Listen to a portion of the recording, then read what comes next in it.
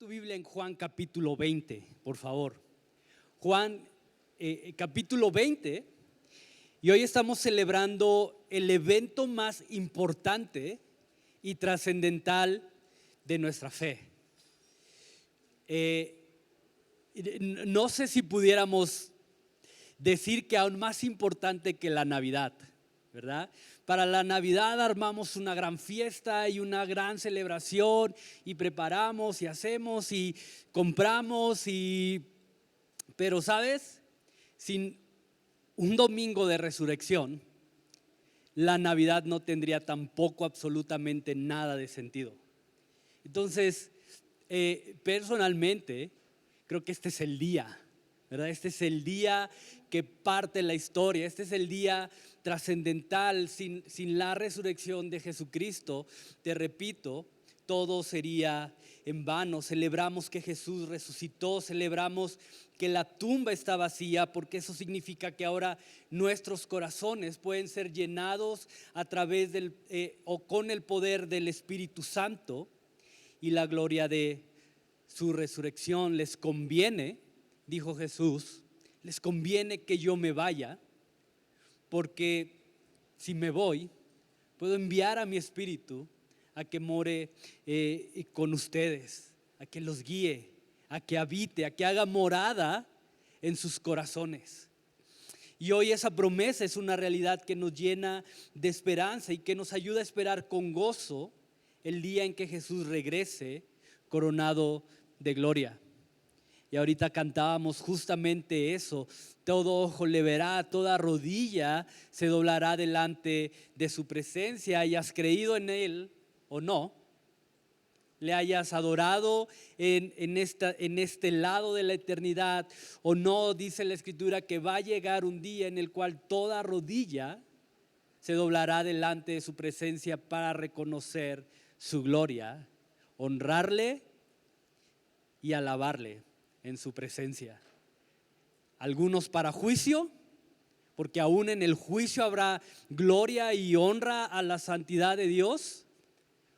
Otros delante de su presencia, deleitándose y gozando eternamente para Él, en Él y juntamente con Él, ¿verdad? Entonces, y hoy tenemos la oportunidad de decidir cómo vamos a querer pasar una eternidad adorándole en juicio, dándole gloria en juicio o dándole gloria en su presencia y gozando de Él. Jesús vive, la muerte fue vencida y es la base inamovible de nuestra fe. Y aun cuando Jesús conocía el costo de nuestra salvación, dice la Escritura que no escatimó dar su propia vida y soportó la traición, soportó el abandono, soportó la soledad, soportó las burlas, soportó no solamente el dolor físico, sino principalmente el dolor inconsolable de tener que cargar sobre sus hombros el peso de la ira de un Dios justo. Porque eso fue lo que llevó Jesús sobre la cruz. El peso de la ira de un Dios justo. Dice la Escritura, terrible cosa es caer en manos de un Dios airado. Y eso fue lo que tuvo que experimentar y soportar Jesús. Y desde ahí, desde una cruz, mientras el mundo pensaba que había acabado con él, mientras los romanos se sentían aliviados porque ese hombre que había generado tanto alboroto civil ya no iba a ser un problema. Mientras los fariseos creían con optimismo que por fin se habían deshecho, habían acabado con su acusador, y aún sus discípulos llenos de temor y confusión porque lo que estaban viendo no era la forma en la cual iba a terminar su maestro, no era la forma en la cual ellos imaginaban que iba a terminar su carrera junto a Jesús. Días antes, aún entre los mismos discípulos había esta discusión: Señor, ¿quién va a ser el más grande entre nosotros? Señor, cuando venga tu reino, ¿quién va a ser acá el importante, el bueno? Y Jesús les dice no. O más bien Jesús les dice, sí, mira, ¿quieres hacer el más grande? Entonces ama y sirve y da tu vida por los demás.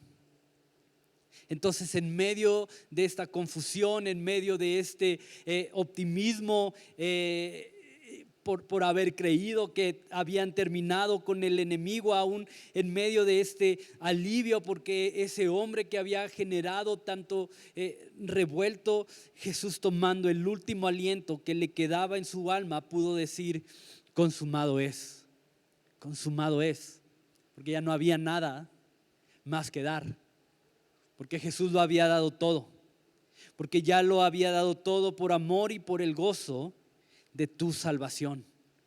Y ese es el Jesús al cual seguimos, un Jesús el cual no escatimó dar su vida, un Jesús el cual no escatimó sufrir y pasar, sufrir violencia y aguantar soledad y aguantar desprecio y aguantar muchas cosas para que el día de hoy tú y yo podamos gozar de libertad y una vida nueva. Y entonces, en ese contexto vamos a leer lo que dice Juan capítulo 20, versículos del 1 al 10.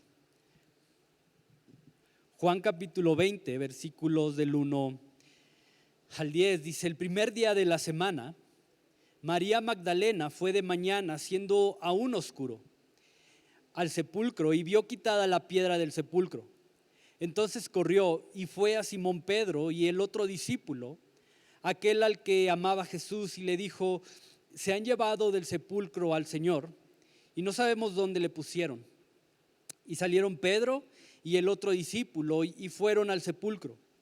Corrían los dos juntos, pero el otro discípulo corrió más aprisa que Pedro y llegó primero al sepulcro. Y bajándose a mirar, vio lienzos puestos allí, pero no entró. Luego llegó Simón Pedro tras él y entró en el sepulcro y vio los lienzos puestos allí y el sudario que había estado sobre la cabeza de Jesús, no puesto con los lienzos, sino enrollado en un lugar aparte. Entonces también entró el otro discípulo, que había venido primero al sepulcro, y vio y creyó, porque aún no habían entendido la escritura, que era necesario que él resucitara de los muertos. Y volvieron los discípulos a los suyos. Entonces déjame platicarte un poco de esta mujer llamada María Magdalena. Probablemente si tienes tiempo conociendo de la Biblia, escuchando, has oído algunas cuantas cosas de esta mujer, pero la Biblia dice que Jesús la libera de 7 demonios que constantemente estaban atormentándola, y que a partir de ese momento, a partir de que Jesús la libera de su tormento, se convierte en una de las más fieles seguidoras de Jesús, una de las personas que más cercana estuvo al ministerio, al movimiento, que más involucrada estuvo junto con los discípulos en el movimiento de Jesús. Y es interesante porque además de eso, se registra que es uno de los pocos personajes cercanos a Jesús que se menciona que siguieron de cerca todo el juicio de Jesús hasta ser crucificado.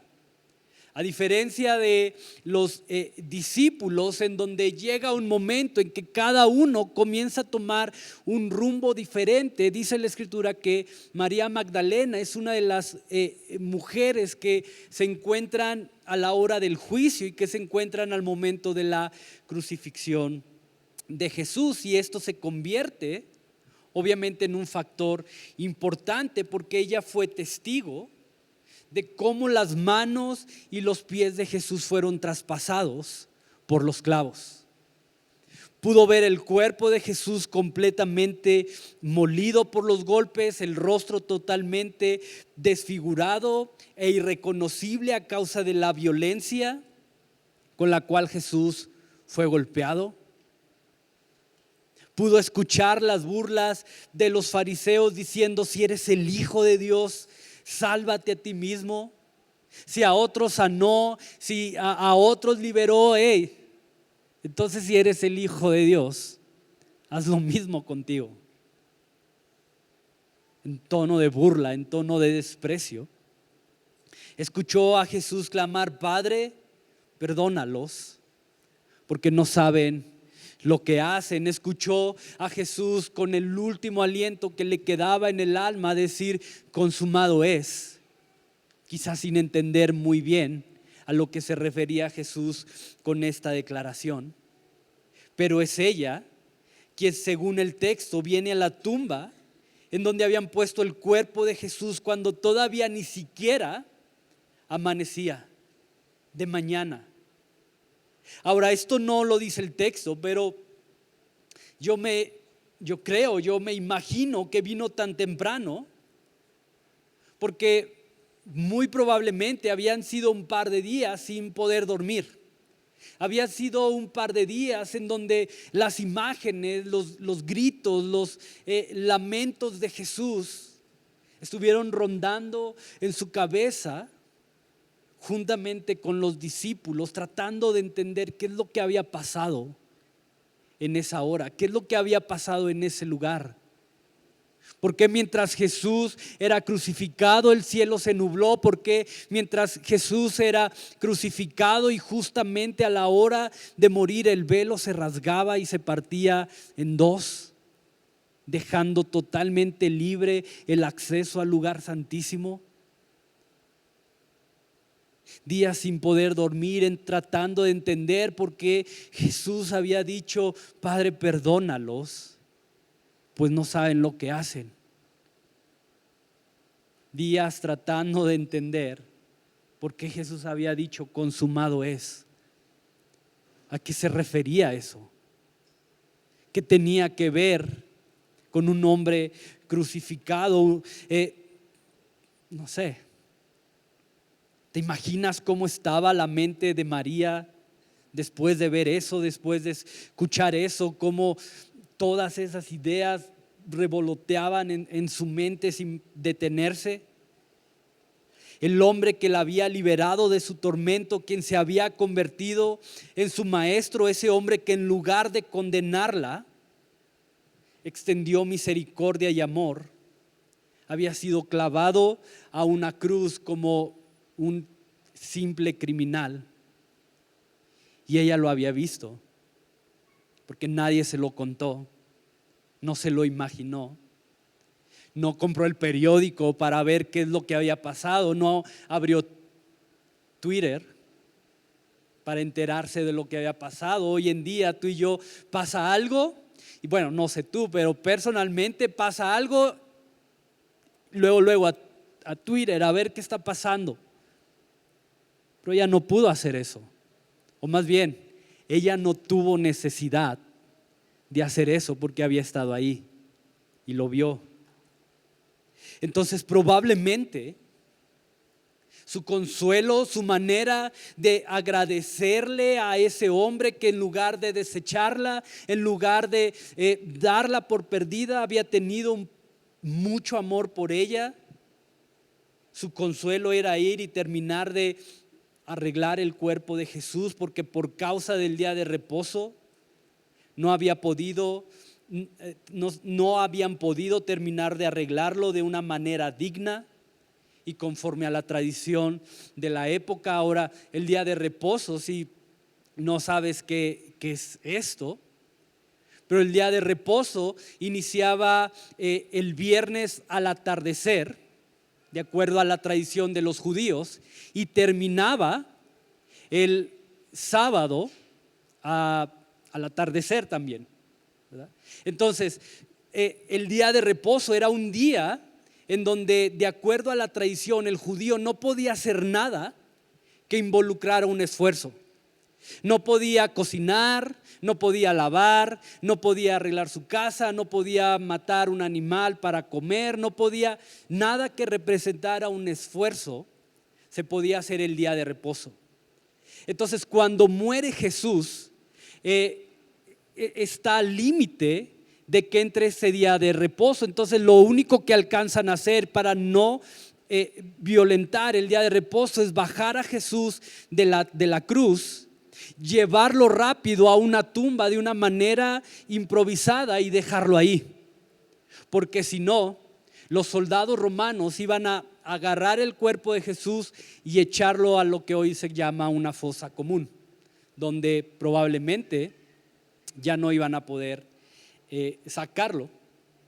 Entonces lo único que alcanzaron a hacer fue bajarlo de la cruz para ponerlo de manera improvisada en la tumba de un hombre llamado José de Arimatea, quien ofreció su tumba y dijo: hey, pónganlo ahí. Es una tumba nueva, es una tumba que no se ha usado, que está afuera de la ciudad, entonces la presto para que puedan poner a Jesús. Y no quiero entrar en muchos detalles de esto, pero según los comentarios, preparar un cuerpo era un proceso lento que requería trabajo, ya que se tenían que tener ciertas telas especiales para envolver el cuerpo, porque a diferencia de nuestros días no eran enterrados bajo tierra, sino eran puestos en cuevas, en cavernas. Además que se tenía que preparar un tipo de perfume con especias aromáticas y aceite para untarlo sobre el cuerpo de la persona, y de esta manera y de acuerdo a la tradición era como se sepultaba un cuerpo. Pero por lo precipitado de su muerte, estas cosas no estaban listas. Por lo anticipado de la muerte de Jesús, no había tiempo para decir: ¿sabes qué? Lánzate a comprar esto y esto y esto para poder envolver el cuerpo de Jesús. Además, como ya te lo mencioné, se atravesaba el día de reposo, lo cual limitó la actividad y el poder hacer lo necesario para poder preparar a Jesús. Entonces esto hace que el cuerpo de Jesús tenga que ser puesto en una tumba prestada, en una tumba provisional, con el propósito de poner el cuerpo ahí simplemente para esperar a que pasara el día sábado y después de eso poder prepararlo de una manera adecuada. Entonces ahora sí, ya pasó el día de reposo, ya tenemos lo que necesitamos, entonces ahora sí, vamos a alistar el cuerpo de Jesús. Y esto es súper interesante, porque el hecho de que el cuerpo de Jesús no hubiera podido ser preparado en el momento y hubiera sido depositado en un sepulcro de manera digna, representaba dos cosas. La primera es que la humillación de Jesús se da prácticamente desde su nacimiento hasta el día de su muerte. ¿Te das cuenta? En su nacimiento dice la Biblia que no hubo un lugar para recibir a Jesús, por lo tanto tiene que ir y nacer en un pesebre, y en su muerte, cuando ni siquiera hay tiempo para terminar de alistarlo y de prepararlo con dignidad. Entonces vemos a un Jesús caminando en humildad, vemos a un Jesús caminando totalmente en humillación desde su nacimiento hasta su muerte. Y la segunda es que esto se convierte en un acto profético que anticipaba que la tumba no era el destino final de Jesús. Por lo tanto, no había necesidad de hacer esto. No había necesidad de ungir, de preparar el cuerpo de Jesús para ponerlo en una tumba de manera permanente, porque su destino final no estaba en la tumba. Por eso cuando llega María Magdalena, siendo todavía muy temprano, dice la Escritura que la piedra está removida de su lugar.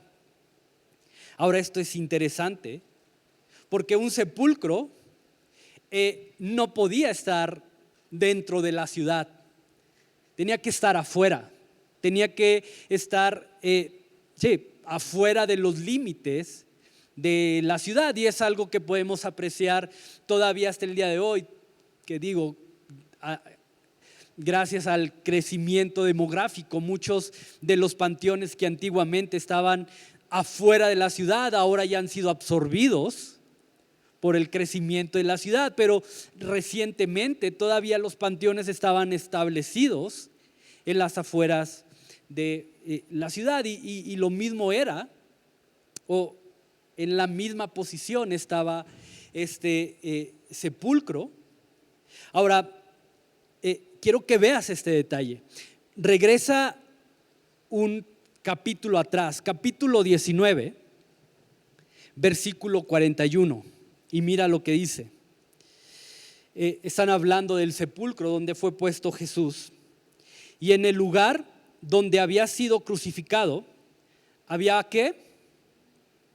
Un huerto, y en el huerto un sepulcro nuevo, en el cual aún no había sido puesto ninguno. Y en el huerto un sepulcro nuevo, en el cual no había sido puesto ninguno. Y este punto también es súper interesante. Esto no es coincidencia que la tumba en la cual Jesús es puesto está en un huerto. ¿Recuerdas dónde se menciona un huerto por la primera vez en la Escritura? Génesis capítulo 3, y vamos al principio de las cosas, nos habla de otro huerto, un huerto en donde el pecado entró en el hombre, un huerto en donde la relación de Dios con su creación se rompió a causa de este pecado. Un huerto donde el hombre comenzó a morir. Entonces medita un poco en esto, porque es en un huerto donde el hombre comienza a morir a consecuencia del pecado. Pero también es un huerto, es en un huerto donde Jesús resucita y nos da vida. En un huerto. ¿Te das cuenta? La diferencia es Jesús, porque Jesús lo cambia todo. Y eso tiene que llenarnos de consuelo y de esperanza, porque eso significa que a pesar de mi pasado, eso significa que a pesar de lo que probablemente estoy viviendo hoy, a pesar de lo que hoy está ocurriendo en mi huerto, cuando Jesús llega, Él hace nuevas todas las cosas, y su presencia tiene el poder para darnos una nueva vida. Y donde Jesús da vida, no hay muerte que pueda con ella. ¿Dónde está, oh muerte, tu aguijón? ¿Dónde está tu poder? Y no es que ya no exista la muerte, pero gracias a Jesús tenemos la esperanza de una vida eterna en su presencia. Gracias a Jesús hoy tenemos la esperanza de que hay un destino más allá de esta vida, un destino eterno, un destino en donde ya no hay dolor, un destino donde ya no hay lágrimas, un destino donde ya no hay enfermedad ni temor. Entonces quiero que medites en esto, porque la diferencia en tu vida, la diferencia en ese huerto de tu vida, no está en que tu entorno sea perfecto. La diferencia o lo que va a marcar la diferencia en tu vida no es que tengas todo lo que quieras tener, no es que estés en donde quieras estar, no es que tengas a las personas alrededor de ti que quieras tener. Lo que verdaderamente hará una diferencia en tu vida es si ese Jesús que resucitó está en ella o no.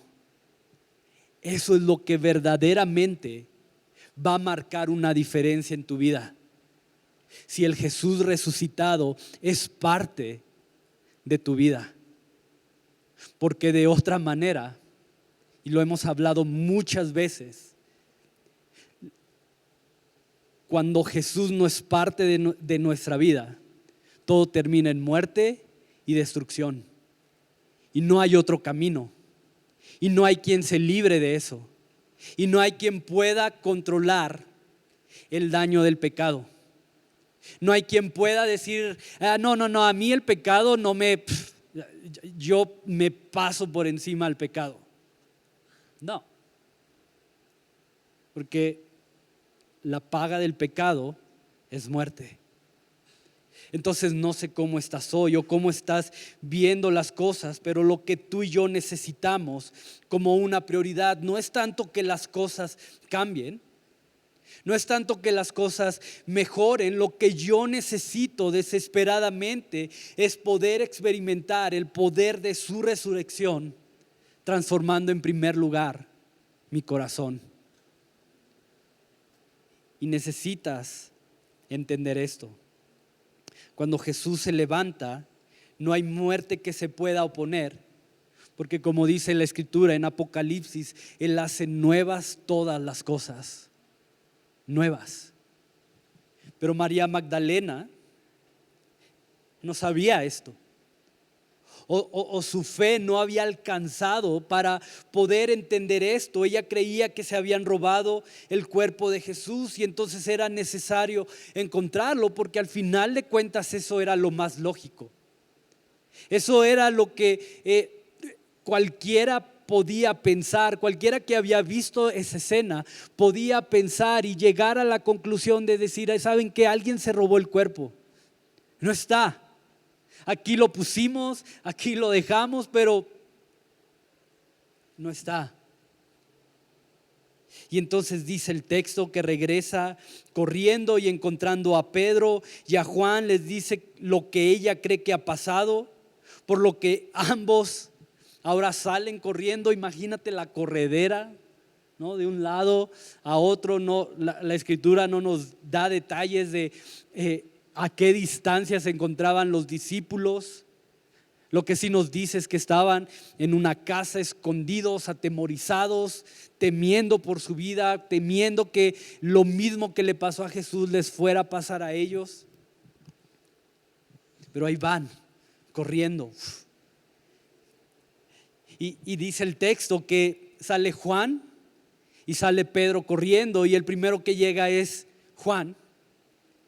Ahora, algunos dicen que Pedro llega en segundo lugar por temor a que Jesús le reclamara o le reprochara que le había negado 3 veces. La realidad es que históricamente se cree que Juan tenía aproximadamente o estaba en sus 20s, mientras que Pedro ya estaba en sus 40s, tal vez un poco más. Entonces simplemente es una cuestión de juventud, ¿verdad? No era tanto el temor de Pedro de encontrarse con Jesús, porque ni siquiera creía que había resucitado. Simplemente fue una cuestión de que Juan en ese momento tenía más resistencia por su juventud, y no es difícil imaginarlo. Si me ponen a correr con Su o con Paco de aquí a Valvanera, pues obviamente antes de llegar a Moralta yo ya me bofié, ¿verdad? Y no, tú síguele, ¿no? Por la juventud. Entonces la juventud de Juan fue lo que le ayudó a correr más rápido y tener mayor resistencia y llegar primero. Lo curioso es que aunque Juan llega primero, no entra, ¿no? Llega primero y se queda afuera como viendo, y es Pedro con ese ímpetu, con esas ganas, con esa muchas veces poco pensar las cosas, llega y se mete hasta el fondo, y lo único que encuentra son los lienzos donde Jesús había sido puesto, pero él no estaba. Y mira lo que dice versículo 8, Juan 28. Entonces entró también el otro discípulo que había venido primero al sepulcro y vio y creyó. Ahora, no creyó que Jesús había resucitado, creyó lo que María Magdalena les había dicho acerca de que se habían robado el cuerpo de Jesús. ¿Sí? ¿Tiene sentido esto? Es como llega María Magdalena, les dice: hey, se robaron el cuerpo de Jesús, y los discípulos dicen: no es cierto. Y entonces estos dos salen corriendo, y cuando Juan ve que no está Jesús, dice: sí, cierto, sí se lo robaron. Y mira lo que dice versículo 9 y 10. Porque aún no habían entendido la escritura, que era necesario que Él resucitara de los muertos, y volvieron los discípulos a los suyos. Entonces, chécate, llegan, entran al sepulcro, ven que no está Jesús, y ¿qué hacen? Se regresan.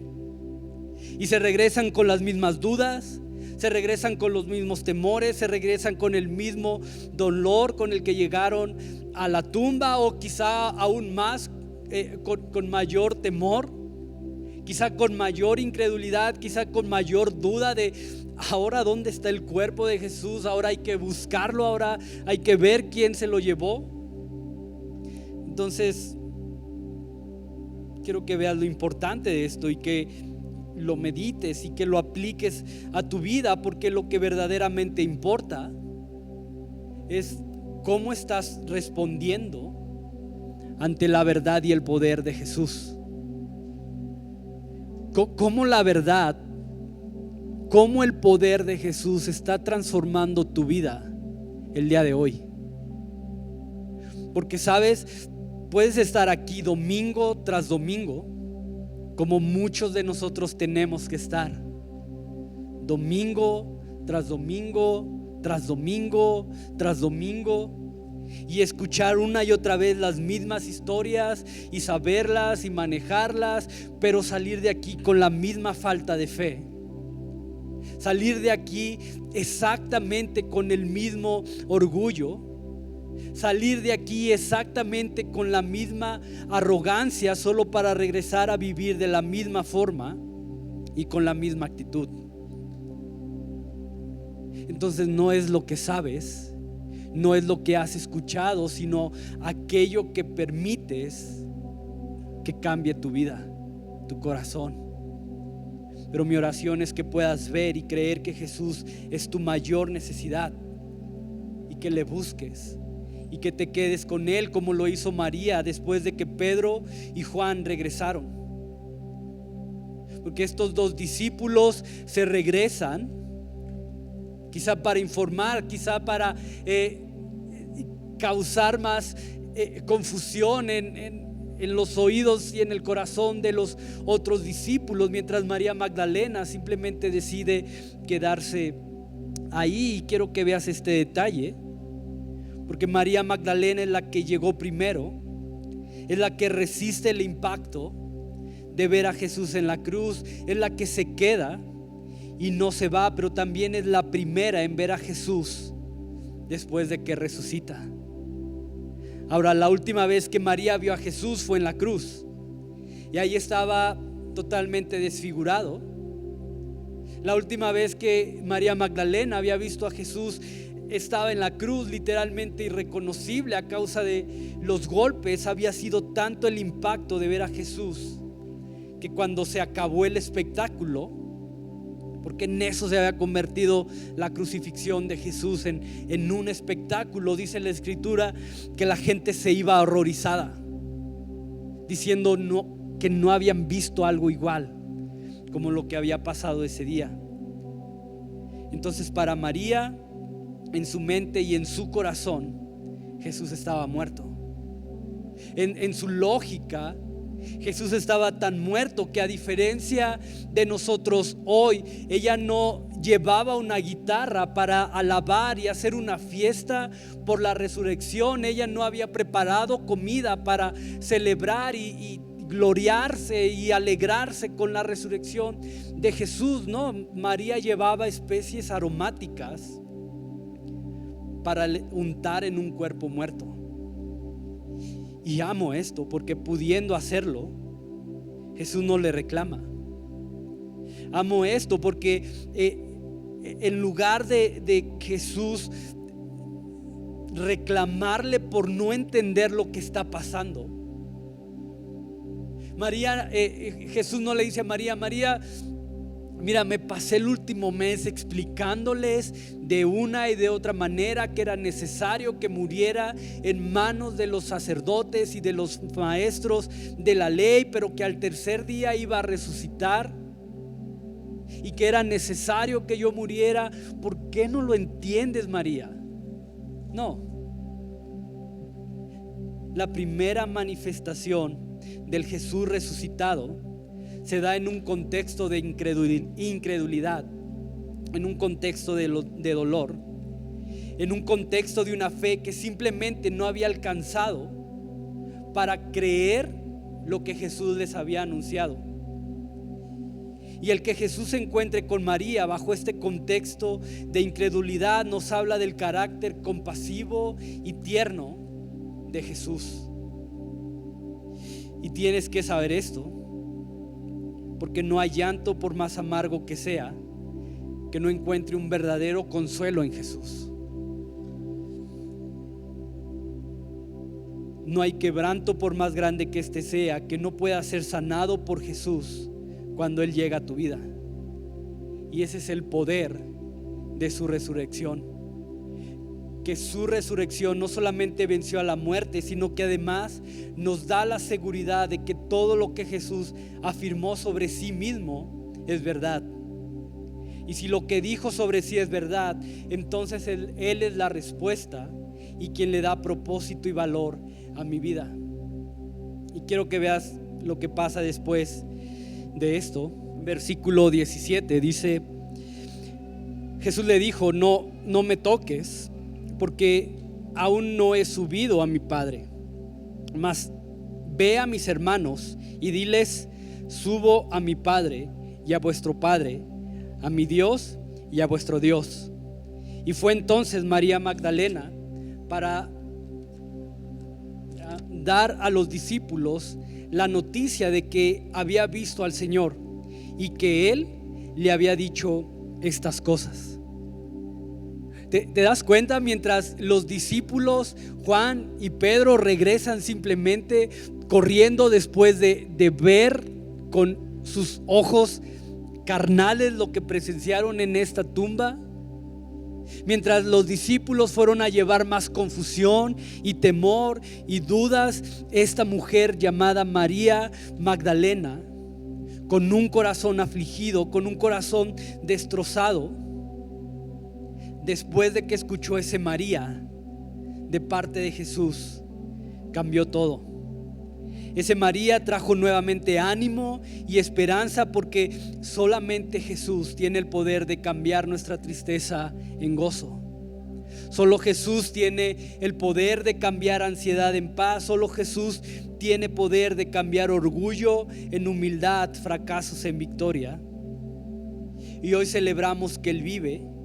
Y tenemos que recordar también que lo único que puede llenar nuestro corazón, saciarlo, es Él.